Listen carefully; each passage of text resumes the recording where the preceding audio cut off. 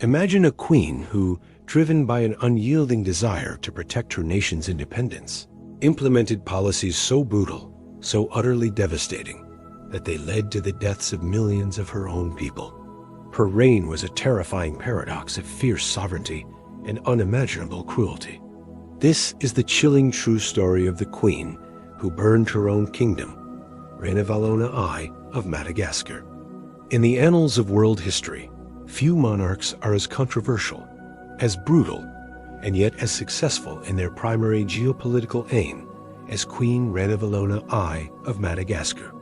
Ruling the vast Marina Kingdom from 1828 to 1861, her nearly 33-year reign was characterized by a fierce, almost absolute, determination to preserve Madagascar's independence from encroaching European colonial powers. While she achieved this monumental feat, her methods were shockingly extreme, leading to internal policies of terror, forced labor, and mass executions that tragically burned her own kingdom from within, resulting in a staggering loss of life. Her story presents a stark paradox. A queen lauded by some as a nationalist hero who defied imperial giants, and condemned by others as a tyrannical monster whose cruelty led to an unprecedented demographic catastrophe.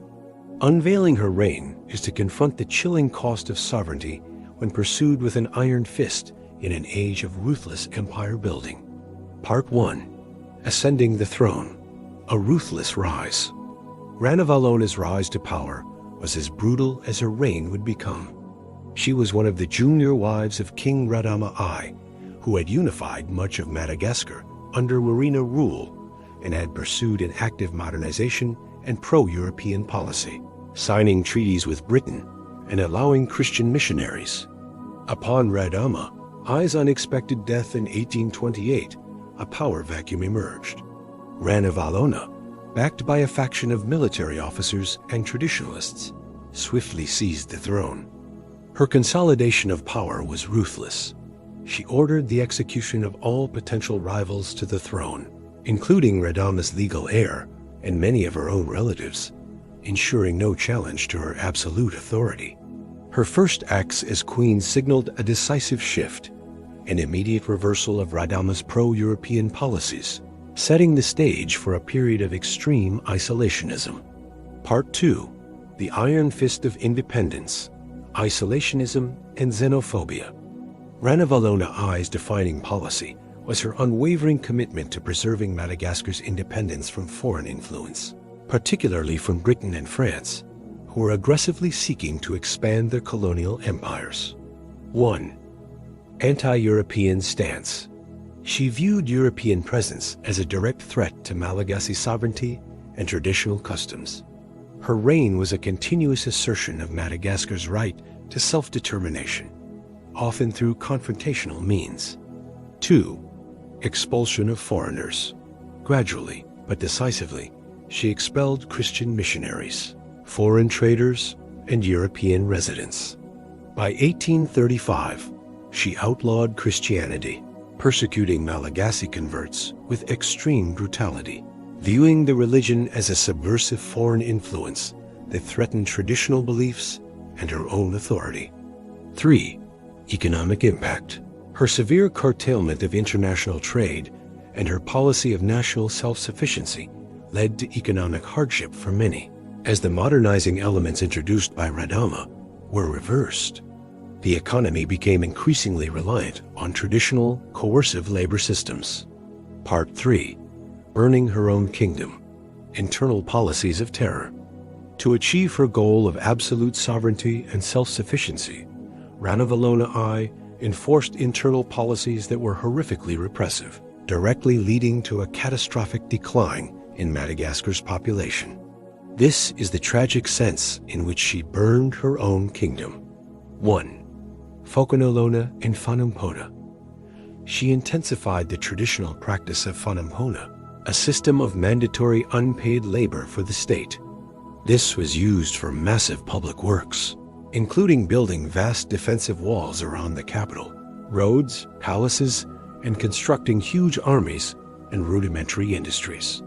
The labor was incredibly harsh, often without adequate food or rest. and many forced laborers died from exhaustion, disease, and abuse. 2. The Tangena Ordeal. Ranavalona I's most infamous tool of justice was the Tangena Ordeal. This was a ritualistic trial by ordeal used to determine guilt or innocence, particularly for crimes like witchcraft, theft, and increasingly, for being a Christian convert. The accused had to ingest poison from the Tangena nut, often after consuming 3 pieces of chicken skin. If they vomited up all 3 pieces, they were deemed innocent. If not, they were guilty and died from the poison. Impact. This ordeal was frequently manipulated and led to the deaths of tens, if not hundreds, of thousands of innocent people. It became a pervasive instrument of terror and control, used to eliminate perceived threats to her rule. 3. Mass executions and torture. Dissent, rebellion, or perceived threats to her authority were met with extreme brutality. Thousands of people were executed through spearing, boiling, burning, or being thrown from cliffs. Torture was widespread. 4. Military expansion. Despite her isolationism, Ranavalona maintained a strong, well-equipped army, often using forced conscription. She successfully used this military to expand the Merina Kingdom's control over other Malagasy tribes, creating a unified state under her iron rule. 5. Demographic catastrophe. The cumulative effect of her policies forced labor, mass executions, judicial murders via Tangena disease, and related famine led to a catastrophic demographic decline. Estimates vary, but some suggest that Madagascar's population may have been reduced by half during her reign, from around 5 million to 2.5 million, a truly staggering human cost. Part 4. The legacy of fear and resistance. Ranavalona I's reign left a dual legacy that continues to be debated and analyzed. 1. Successful independence. She undeniably achieved her primary goal. Madagascar remained an independent kingdom, free from European colonial rule throughout her long reign, a remarkable feat given the aggressive expansionism of Britain and France in the 19th century. 2. Unimaginable human cost. This independence came at an almost unimaginable price in human suffering and death. Her methods created a climate of fear and devastation that profoundly scarred Malagasy society. 3. Mad Queen versus Patriot. European powers often labeled her the Mad Queen due to her extreme cruelty and resistance to Western influence. Within Madagascar, her image is complex, revered by some as a fierce nationalist who protected her culture and sovereignty, yet condemned by others for her immense brutality. Part 5. Her son's rule and the shift. Ranavalona I died in 1861. Her death opened the way for her son, Radama II, to ascend the throne. Radama II had secretly favored European influence and Christianity. His brief reign saw a rapid reversal of his mother's policies, opening the country to trade and missionaries. However, his reforms were too radical for the traditionalist elite, and he was ultimately assassinated.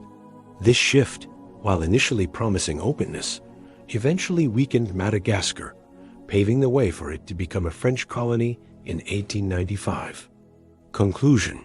A legacy forged in terror and sovereignty. Queen Ranavalona I's reign remains one of history's most extreme and terrifying examples of a ruler willing to sacrifice vast numbers of her own people for the sake of national sovereignty and the preservation of traditional culture. She successfully kept her kingdom free from the clutches of European empires, but at an almost unimaginable human cost. Her story is a chilling testament to the complex and often brutal realities of power, independence, and survival in a world shaped by imperial ambition, leaving a legacy forged in both terror and an unyielding will to be free.